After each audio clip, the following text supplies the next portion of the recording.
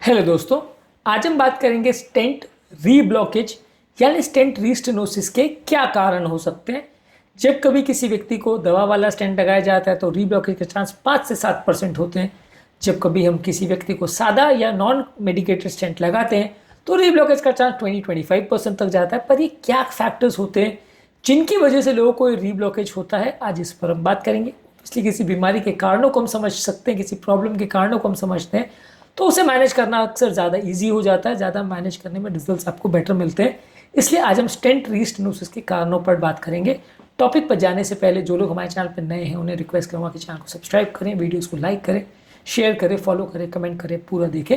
Topic important है इसलिए इसे एंड तक देखिएगा। चलिए शुरू करते हैं इंपॉर्टेंट वीडियो। सबसे पहले नली के अंदर जब हम स्टेंट डिप्लॉय करते हैं तो इनर लाइनिंग में थोड़ा डैमेज होता है, जिसकी वजह से वहाँ के अंदर जो सेल्स होते हैं उसमें जो स्मूथ मसल सेल्स होते हैं वो बढ़ने लग जाते हैं। एक नेचुरल हीलिंग की प्रोसेस डेवलप हो जाती है, इसे स्मूथ मसल सेल प्रोलिफरेशन बोलते हैं, जिसकी वजह से ये सेल्स की लेयर बाय लेयर अंदर डेवलप होने लगती है, जिसकी वजह से नलियाँ सिकुड़ जाती हैं।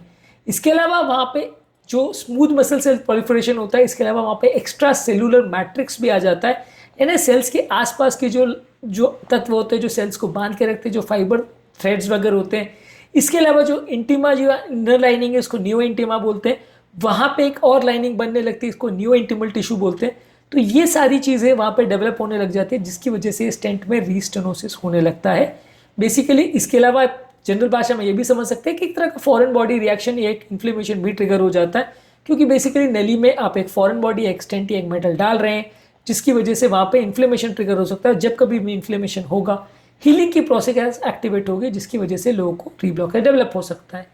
इसके अलावा कुछ केसेस में वहाँ पे सेल्स की जो इनर लाइनिंग है, वहाँ पे जो सेल्स डैमेज होते हैं, वहाँ पे कुछ साइटोकाइंस या ग्रोथ फैक्टर्स भी बन सकते हैं, जिसकी वजह से ये स्मूथ मसल सेल प्रोलिफरेशन बढ़ सकता है, जिसकी वजह से ये एक्स्ट्रा सेलुलर मैट्रिक्स के जो सेल्स या टिश्यूज वहाँ पे आके जमा हो जाते हैं वो कंपेरेटिवली बढ़ जाता है। तो ये सारी चीज़ें जो है मिल के कारण बनती है, जिसकी वजह से स्टेंट रीब्लॉकेज होता है। ये सारी चीज़ें बहुत सारे फैक्टर्स पर डिपेंड करती है। ऑब्वियसली व्यक्ति का इंटरनल रिस्पॉन्स कैसा है, कितना इन्फ्लेमेशन उसकी बॉडी में हो रहा है, उसका नियो इंटरवल हाइपरप्लेजिया वगैरह कैसा हो रहा है, इस पर डिपेंड तो करता ही है।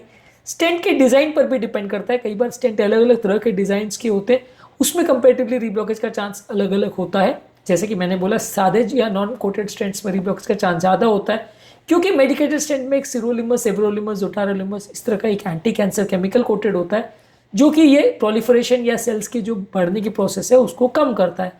जहाँ सादे स्टेंट होते हैं वहाँ ये केमिकल नहीं होता है, तो ये जो स्मूथ मसल के बनने और बढ़ने का जो प्रोसेस है उसको रोकने के लिए कुछ नहीं होता है, तो ये हीलिंग का प्रोसेस बिना रुके चलता रहता है, जिसकी वजह से वहाँ पे रीब्लॉकेज ज़्यादा होता है। तो इसलिए सादे या नॉन कोटेड स्टेंट में रीब्लॉकेज का चांस विद इन 6 मंथ्स 25% होता है, दवा वाले स्टेंट में 5 to 7% होता है। ज़्यादातर जो भी रीब्लॉकेज देखा जाएगा पहले 6 मंथ्स में ही देखा जाता है, उसके बाद यूजुअली नहीं होता है। इसलिए पहले 6 महीने सबसे ज़्यादा क्रूशियल होते हैं, उसमें भी पहले 2-3 महीने में ही होता है। पहले दिन से नहीं देखने मिलेगा, इसलिए आप ऐसा सोच रहे हैं कि 5 दिन बाद आपने चेक कर लिया तो मिल जाएगा, वैसा नहीं होता। ये रीब्लॉकेज जो है स्लो प्रोसेस है, धीरे धीरे करके होता है। अनलाइक स्टेंट थ्रोम्बोसिस जो कि सडन क्लॉटिंग होता है स्टेंट के अंदर, जो कि पहले 2-4 दिन 5 दिन में ज़्यादा देखने को मिलता है। रीब्लॉकेज कंपेरेटिवली स्लो प्रोसेस होता है, जो कि धीरे धीरे करके डेवलप होता है, और इसकी जो भी स्टेजेस है वो ज़्यादातर 1-2 महीने से लेकर 6 महीने के बीच में ज़्यादातर देखने को मिलती है।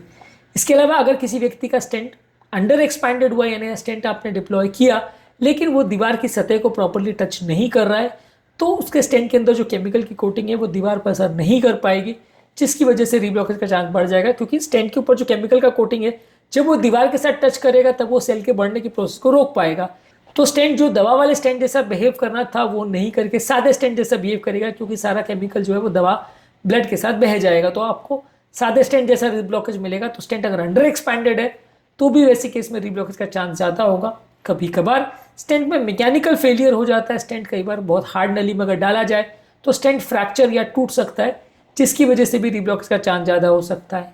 इसके अलावा आप कई बार जो स्टेंट लगा रहे हो उसमें जो केमिकल ब्लड में रिलीज होना चाहिए था और नली पर बराबर असर करना चाहिए था, अगर वो नहीं कर पा रहा है किसी कारणवश, स्टेंट का जो केमिकल है उसकी कुछ प्रॉपर्टीज़ का प्रॉब्लम है या पेशेंट की कुछ प्रॉपर्टीज़ का प्रॉब्लम है, पेशेंट की नली प्रॉपर बिहेव नहीं कर रही है या स्टेंट प्रॉपर बिहेव नहीं कर रहा, तो भी रीब्लॉकेज हो सकता है, जो कि वो 5-7% जो रीब्लॉकेज के केसेस होता है उसमें कवर्ड होता है। क्योंकि ये 5-7% में इन्हीं किसी कारण की वजह से रीब्लॉकेज होता है। किस व्यक्ति में कौन सा स्पेसिफिक कारण होगा ये पॉइंट करना मुश्किल है, पर किसी व्यक्ति में हो सकता है, इसके अलावा कुछ केसेस में हाइपर सेंसिटिविटी रिएक्शन भी हो सकता है, जो दवा या केमिकल होता है या जो पॉलीमर या जिसके ऊपर वो केमिकल कोटिंग होती है। ये केमिकल जो है वो डायरेक्टली स्टेंट को उसमें डुबा दिया जाता है, वैसा नहीं होता है। कुछ लोग तो वीडियोस में ऐसी भी बात करते हैं कि आप स्टेंट को डायरेक्टली केमिकल में डुबा के लगा देते हो, तो वैसा बिल्कुल नहीं होता। एक पॉलीमर के ऊपर कोटेड रहता है। मेटल को आप केमिकल में डुबाओगे तो सारा बह जाएगा, तो उसमें एक पॉलीमर होता है, पॉलीमर के ऊपर वो कोटेड होता है, तो वो पॉलीमर से भी कभी कभी लोगों को एलर्जी हो सकती है, जिसकी वजह से हाइपर सेंसिटिविटी रिएक्शन होता है और रीब्लॉकेज हो सकता है। इसके अलावा कुछ लोगों को अगर डायबिटीज़ है तो वैसे केस में बॉडी का ये स्मूथ मसल प्रोलिफरेशन और मेटाबॉलिक प्रॉब्लम ज़्यादा होंगी, तो रीब्लॉकेज ज़्यादा होगा। किसी व्यक्ति को अगर कुछ जेनेटिक प्रॉब्लम्स है, फैमिली हिस्ट्री है, तो वैसे व्यक्ति को भी कंपैरेटिवली रीब्लॉकेज ज़्यादा होगा। किसी व्यक्ति की अगर स्मोकिंग की हिस्ट्री है, स्मोकिंग ज़्यादा करता है, तो वैसे में वैस्कुलर इन्फ्लेमेशन ज़्यादा होगा और रीब्लॉकेज का चांस ज़्यादा होगा। इसके अलावा कुछ प्रोसीजर रिलेटेड फैक्टर्स भी होते हैं, जैसे मान लीजिए अगर बहुत कॉम्प्लिकेटेड एंजियोप्लास्टी है जहाँ पे आपने मल्टीपल स्टेंट्स लगाए हैं, वहाँ पे भी ऐसा हो सकता है। कई बार अगर नली की दीवार बहुत ज़्यादा हार्ड हो, बहुत ज़्यादा टेढ़ी मेढ़ी हो, तो भी ऐसा हो सकता है। यानी कि नली में अगर स्टेंट आपने जिस नली में डाला है वो बहुत टेढ़ा मेढ़ा हो, तो स्टेंट दीवार के साथ प्रॉपरली टच नहीं हो पाएगा, कहीं पर टच होगा, कहीं ओवर एक्सपैंड हो जाएगा, कहीं प्रॉपर टच नहीं होगा, वो सारी चीज़ें भी हो सकती है।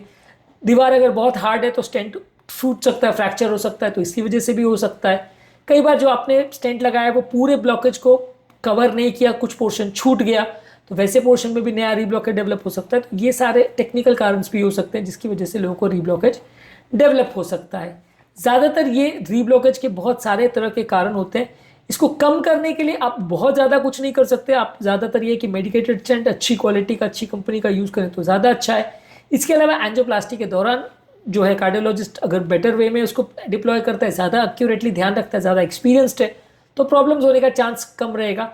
पेशेंट के अगर कोई रिस्क फैक्टर्स है, जैसे डायबिटीज़ है, हाइपरटेंशन है, कोलेस्ट्रॉल का प्रॉब्लम है, तो उसे बेटर वे में कंट्रोल करना है। दवाइयाँ आपको ज़्यादा स्ट्रॉन्ग देनी है ताकि इन्फ्लेमेशन जो होता है उसको प्रॉपरली कंट्रोल और मैनेज किया जा सके। इसके अलावा स्टेंट जो प्लेसमेंट किया जाए उसको एक्यूरेटली प्लेसमेंट किया जाए, जगह से आगे पीछे ना हो जाए, कोई स्टेंट आधा प्रॉपर एक्सपैंड हुआ नहीं हुआ, स्टेंट में कई बार पूरे ब्लॉकेज को कवर किया नहीं किया, ये सारे एस्पेक्ट जो टेक्निकल इश्यूज़ में आते हैं, वो सारी चीज़ें अगर प्रॉपरली मैनेज हो तो रीब्लॉकेज का चांस कम होगा। हालांकि इसमें बहुत सारे technical non technical factors involve होते हैं और हर एक केस में पिन पॉइंट करना मुश्किल होता है कि इस पेशेंट में इस कारण से हुआ। लेकिन फिर भी ये है कि कई बार रीब्लॉकेज के बहुत सारे कारण होते हैं, कई बार एक ही पेशेंट में कई कारण एक्टिव हो, ऐसा भी हो सकता है। आज के टॉपिक में बस बेसिकली हमारा पर्पज़ ये था कि इन कारणों को डिस्कस करना। हालांकि पेशेंट के लिए ईजी नहीं है पिन पॉइंट करना, कि डॉक्टर के लिए भी ईजी नहीं है कि पिन पॉइंट करना कि इस पर्टिकुलर व्यक्ति में ये कारण ही रिस्पॉन्सिबल था, लेकिन फिर भी जानना इसके बारे में आवश्यक होता है ताकि आप इस चीज़ को समझ सकें कि रीब्लॉकेज कब होता है, क्यों होता है और इसके क्या इंपॉर्टेंट इश्यूज होते हैं। रीब्लॉकेज को कैसे प्रिवेंट करते हैं इस पर हमने ऑलरेडी वीडियो किया, रीब्लॉकेज को कैसे ट्रीट करते हैं इस पर भी हमने अलग वीडियो किया, इसको भी ज़रूर चेकआउट करें। उम्मीद करूँगा कि आज के टॉपिक में कुछ नई बातें जानने को मिली होगी। जो लोग हमारे चैनल पर नए हैं उन्हें रिक्वेस्ट करूँगा कि चैनल को सब्सक्राइब करें, वीडियोज़ को लाइक करें, शेयर करें, फॉलो करें, कमेंट करें, पूरा